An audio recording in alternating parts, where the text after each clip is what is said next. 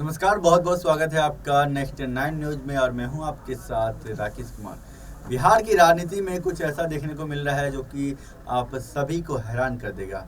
ऐसा इसलिए क्योंकि जिस तरीके से आपने देखा होगा कि पवन सिंह जो कि भोजपुरी के एक बहुत ही बड़े गायक और बहुत ही बड़े नायक हैं, बीजेपी पार्टी में थे और बीजेपी पार्टी जैसे उन्होंने ज्वाइन की और ये जब टिकट की मांग की तब उन्हें टिकट दिया गया भारतीय जनता पार्टी की तरफ से आसनसोल से। लेकिन पवन सिंह ये कह बैठे कि मुझे तो आसनसोल जाना ही नहीं है, मुझे आसनसोल जाकर के कुछ फ़ायदा नहीं है, मुझे सेवा करनी है बिहार के लोगों की। और ऐसे में फिर वो मना कर देते हैं पार्टी की तरफ से।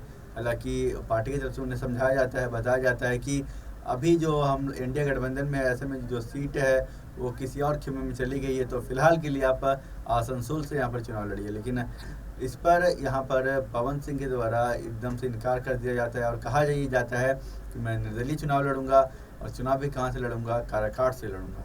तो जिसके बाद वो चुनाव प्रचार प्रसार के लिए देखा होगा आपने कि लाखों की संख्या में वो अपना समर्थन जुटा रहे हैं, भीड़ जुटा रहे हैं और अपने कई गाने देखे होंगे।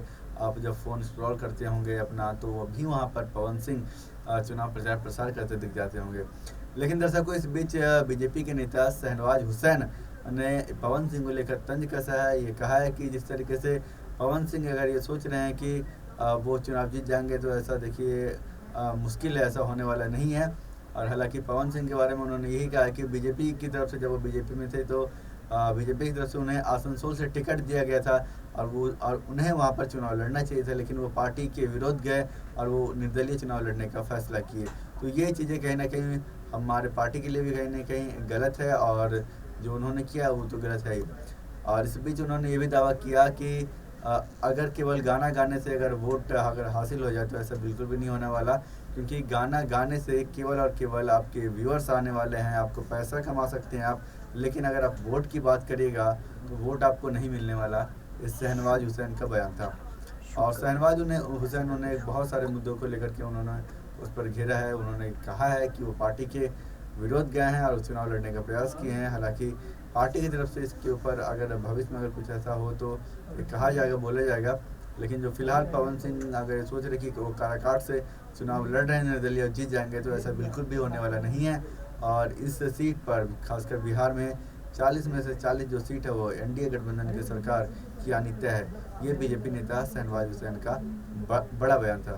दर्शकों, आपको क्या लगता है यहाँ पर ये बीजेपी नेता जो शहनवाज हुसैन है, इनके द्वारा जो दलील की जा रही है कि जो पवन सिंह के द्वारा जो चीज़ें की गई है वो खैर गलत है, तो आपको क्या लगता है कि ये जो चीज़ें की गई वो गलत है?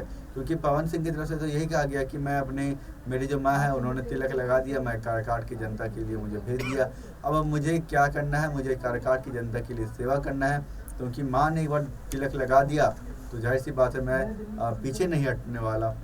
खैर, यहाँ पर शहनवाज हुसैन जो है उन्हें भरपूर घेरते हुए नजर आए हैं। दर्शकों, इस खबर को लेकर के अगर आपको कुछ कहना है तो आप हमें कमेंट्स में लिखकर कह सकते हैं। और फिलहाल के लिए मुझे दीजिए इजाज़त। देखते रहिए नेक्स्ट 9 न्यूज़। आप सभी दर्शकों का बहुत बहुत धन्यवाद।